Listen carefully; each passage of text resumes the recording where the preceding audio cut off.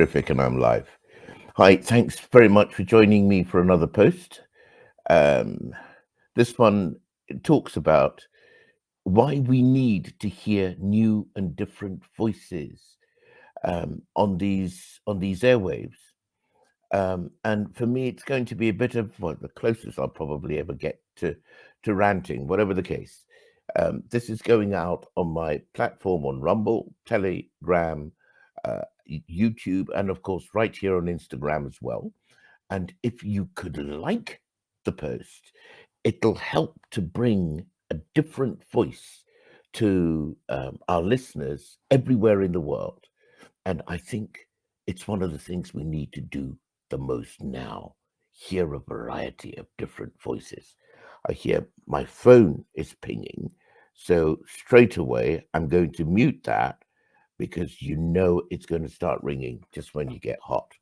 So thanks very much for joining me.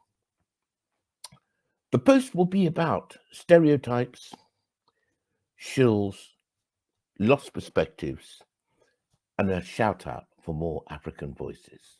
Start with the stereotypes.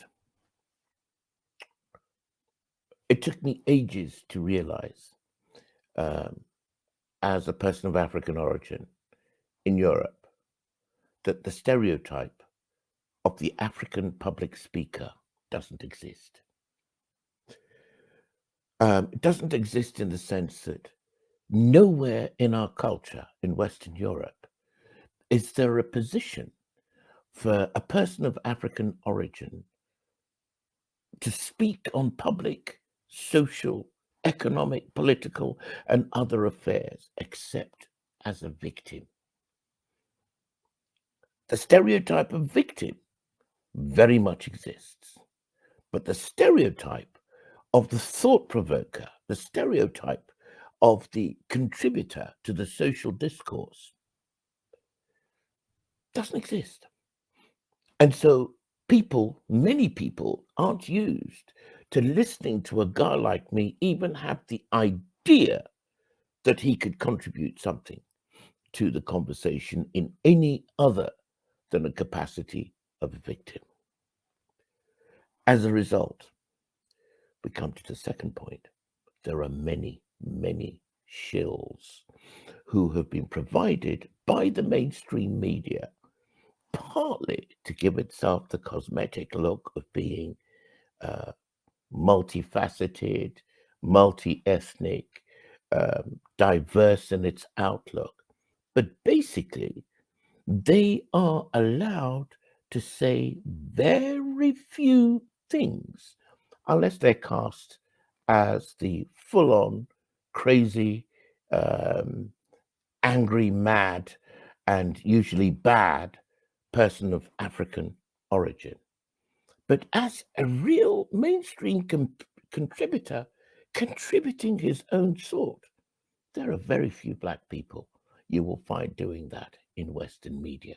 They all become the mouthpieces of what the editors ideate people of African origin to be and imagine that they would like to hear us say. We are never talking about our truth, never in mainstream media. I've got many years' experience of that. The third point is that owing to the matter that our cultural stereotypes for people of African origin are so narrowcast, owing to the fact that we replace the voices of people of African origin by what unkindly, and this is where I'm ranting, by the voices of shills who are basically coming along kind of as glove puppets, pandering to the mainstream agenda so that nobody gets any shocks about what people of African origin are about, so that everyone can continue in their slumber and continue to behave in the same way. What it means is that a huge perspective is lost. Now, here it was Albert Einstein who said, a definition of insanity is doing the same thing over and over and expecting a different result every time. somebody else said it was Ben Franklin or Mark Twain who said that, but I think there's a consensus that we can attribute that to Einstein, a fairly thoughtful, fairly intelligent, fairly clever man. I think we will all agree. So if we continue to basically trot out the narrative that Western culture would like to see, how on earth can we expect to get different results from our social policies, our political policies, our economic policies, our international affairs policies? How on earth can we expect to see anything different to what we've been having for centuries, effectively? So when you only have a monocultural perspective, you lose the perspectives that other people from different backgrounds can bring. If life is like a cut gem with many, many different facets, life becomes what it is, a beautiful, diverse, magnificent, iridescent jewel of a piece of existence. When the light hits the gem, it's refracted through its multiple surfaces, and that is when the beauty of the cut gem really comes out. But if there is only one plane through this gem, all you see is one angle, one perspective on reality. And that, my friends, is the problem we have today. And it manifests as ridiculous censorship, cancel culture, muting of voices that I call them regressives. Some people call them elites. I don't think that people who behave so regressively could possibly be elite. I think they're rather better called regressives. Um, uh, that is what happens when the regressives clamp down on the voices that we have, so that we have one monoculture being trumpeted at the whole of humankind. And so at the end of this post, what I'm going to say is that it's high time. We've seen what Western culture does. It causes imperialism.